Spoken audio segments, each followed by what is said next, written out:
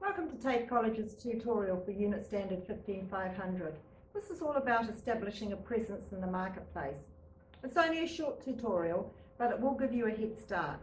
But for further information, go and read your study guide. Marketing yourself.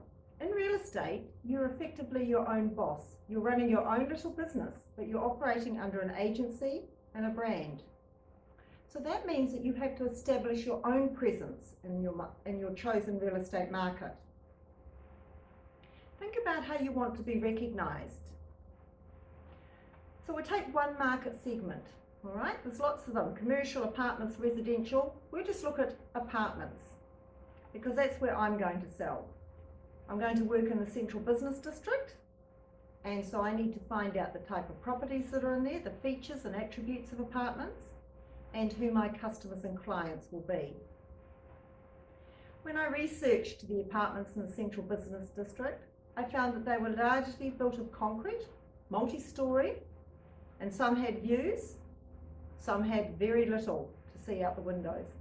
But the location was easy access to motorway, they were close to the viaduct, and the restaurants were all within easy walking distance. There are parks nearby, but something that wasn't a benefit was not every apartment had a car park, and some were quite small. And I need to think about this when I'm looking at my prospective purchasers to make sure this is going to meet their needs. So understanding about the features or attributes of the area that you're going to sell in helps you identify your prospective vendors and your prospective purchasers. Would this description be the same if I'd chosen a rural property segment as my market to work in?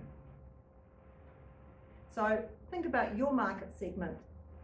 Who are your prospective vendors or clients, and who are your customers or purchasers?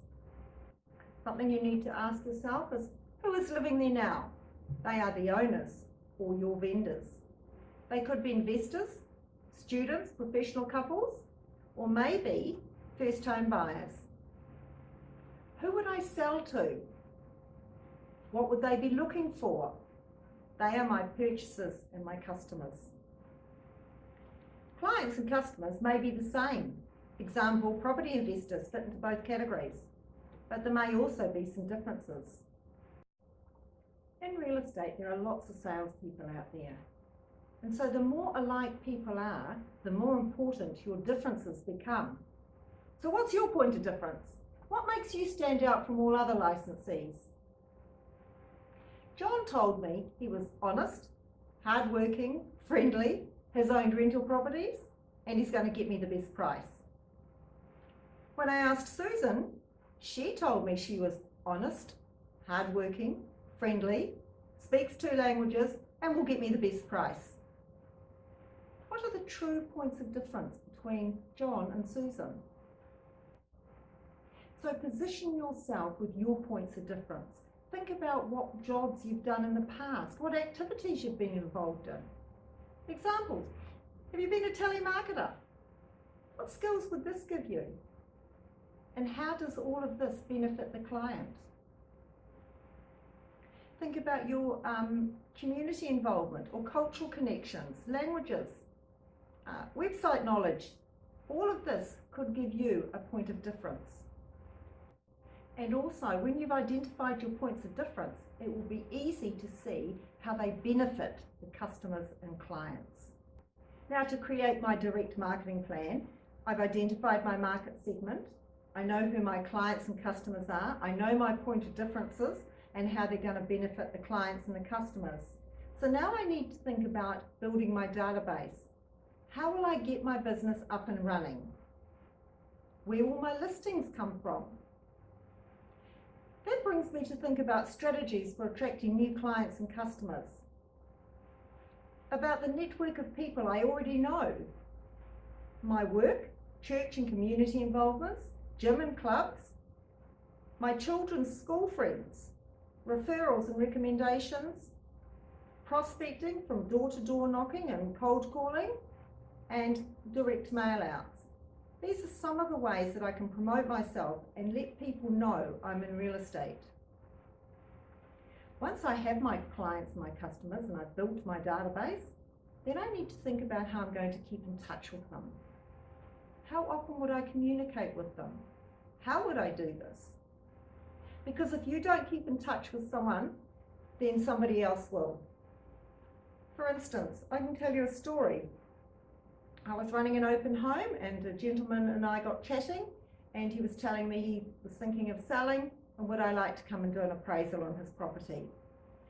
When I was doing the appraisal and we were talking and I asked him how long he'd owned the home, who he bought it, what company had sold it to him, he told me that that company and that person had never once kept in contact with him in the 5 years he'd owned it. Just remember, it's easier to retain the customers that you have than to go out and search for new ones. So make sure your communication is relevant, timely, and consistent. So have you considered what you need to allow for in your budget? Do you need professional photographs done of yourself? What about web and electronic media? Have you considered advertising on things? Brochures, postcards, flyers, media? Have you considered giveaways, cold calling or door knocking? Remember, this is about gaining recognition. So the benefits of your direct marketing plan will be about your expectation. Consider this as a development of your business, from the database through to your reputation and recognition. A simple example is when I was in real estate and dropping flyers on a regular basis, I used to drop them in Millen Ave. One day I was dropping my flyers and out of the driveway backed a little car. It stopped and the man got out and he said, "Hello Nairi, how are you?" I had never met this man before, but he'd recognised me from my flyers. So my flyers were giving me a benefit of recognition. And after chatting with him, I managed to add him to my database. So think about this when you're doing your benefit, a paragraph explaining as if you were talking to your manager. So with promotional material, and you see the examples to the side, you will notice that they all have some common information, and it relates to the agency they work for and the fact that this agency is licensed under REAA. An example here is a bus back. Coming to work in the mornings, I often get stuck behind a bus, and on the back of the bus is the big Harcourts logo with the name of the agency, Preet & Co, and then a picture of a person or a salesperson. This is a good example of promoting a company. I've remembered it. Marketing plan implementation. So once you've got your marketing plan developed, how are you going to implement it? What are you going to do? How does your week look? You need to create a calendar to show what you're going to do and when. Otherwise, I've seen it before. There'll be people in the office that drink lots of cups of coffee, that search the internet, look at Facebook, look at Trade Me. If you don't plan your week, then you will not be successful in real estate. It's essential to monitor all of this, to see if the money that you're spending in your budget and what you're spending your time on is giving you the results that you want. Is your marketing generating your required result? What is it you need to change? This is explained in section 6 of the study guide 15500. It's very simple if you think of it like this. People you meet, names that you get, could be leads. After you've talked to them, you can convert those leads into clients and customers. How many do you want? What is your target number? How many new clients or customers do you want each week? How many current clients or customers do you want to maintain? This is your database. So think about this. Go back and have a look at your marketing plan from time to time to make sure it's giving you the results you want. Thank you.